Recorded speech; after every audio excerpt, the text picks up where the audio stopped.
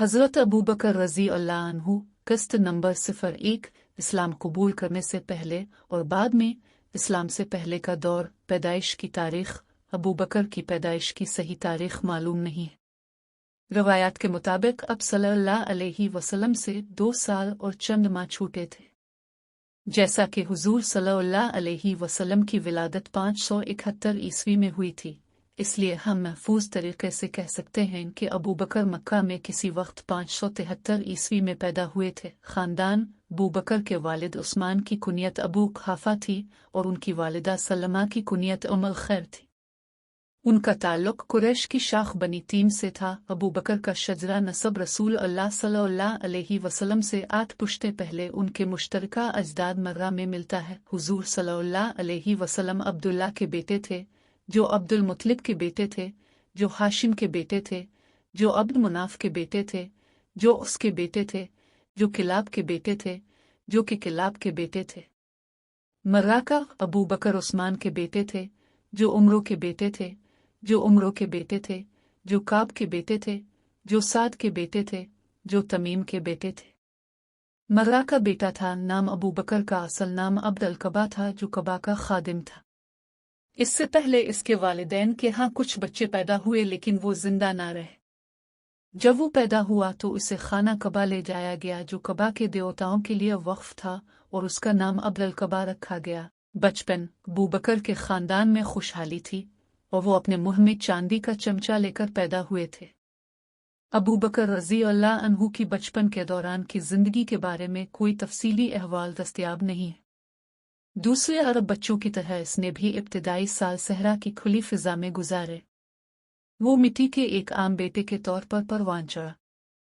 इर्द गिर्द की जमीन का दुबलापन और बंजरपन इसके जिस्म से झलक रहा था।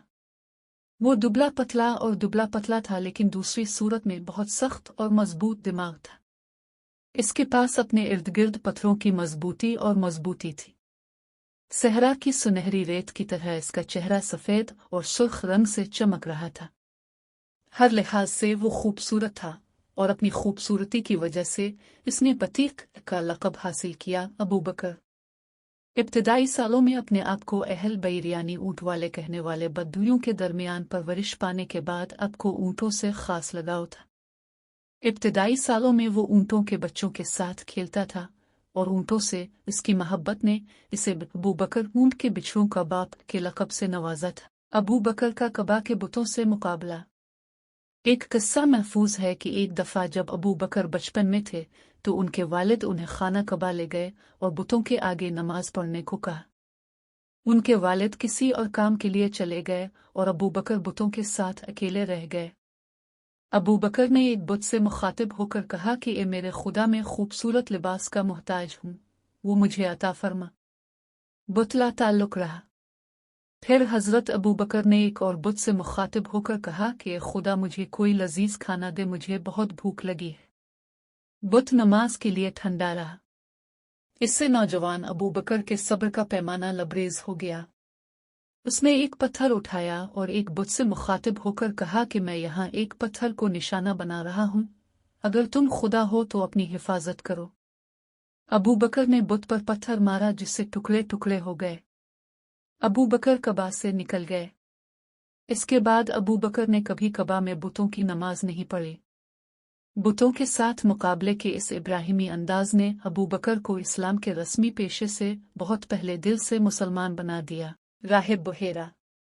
जलाल अल-दीन सऊद ने एक रवायत महफूज की है कि जब हुजूर सल्लल्लाहु अलैहि वसल्लम 12 साल की उम्र में अपने चचा अबू तालिब के साथ तिजारती काफिला के साथ तशरीफ ले गए तो हज़रत अबू बकर रज़ी अल्लाह अन्हु भी काफिला के साथ थे। हुजूर सल्लल्लाहु अलैहि वसल्लम एक लात के दरख्त के नीचे टेक लगाए हुए थे।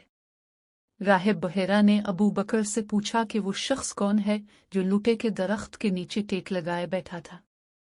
अबू बकर ने राहिब से कहा कि वो मोहम्मद वलद अब्दुल्ला हैं। इस पर राहिब ने कहा कि फिर अल्लाह की कसम, वो नबी हैं, क्योंकि ईसा इब्न मरियम के ज़माने से लेकर आज तक किसी ने इस दरख्त के नीचे पना नहीं। फज्र की जंग।